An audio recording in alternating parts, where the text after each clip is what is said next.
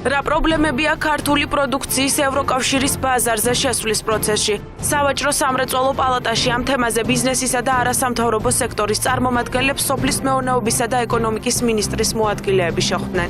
სოფლის მეურნეობის მინისტრის მოადგილის ნოდარ კერესელიძის თქმით, ბიზნესის მოთხოვნებს გაითვალისწინებენ და შედეგი მათი სტრუქტურის მუშაობაში აისახება. ქართულსა და ევროკავშირის შორის გაფორმებული მადარყოფის მოწვევის თავისუფალი სავაჭრო სივრცის შესახებ შეთანხმება ითვალისწინებს სანიტარისა და ფიტოსანიტარიის სფეროში ქართული კანონმდებლობის დაახლოებას ევროკავშირის კანონმდებლობასთან. ამასთან დაკავშირებით სოფლის მეურნეობის სამინისტროში მიმდინარეობს უკვე მუშაობა და დღევანდელი შეხვედრა კერძო სექტორთან ემსახურება ამ პროცესების მათთან გაზიარება. შეთანხმება მოითხოვს დიდ ძალისხმევას როგორც მთავრობის მხრიდან, ასევე კერძო სექტორის მხრიდან იმისათვის, რომ მოხდეს მაქსიმალურად ეფექტურად გამოყენება და მისი რეალიზაცია და ეს პირველ რიგში გულისხმობს გასატარებელ რეფორმებს სხვადასხვა მიმართულებით. დღევანდელი შეხვედრის მიზანი არის ჩვენ ვისაუბროთ იმ რეფორმებზე, რომელიც გატარდება სურსათის უვნებლობის კუთხით.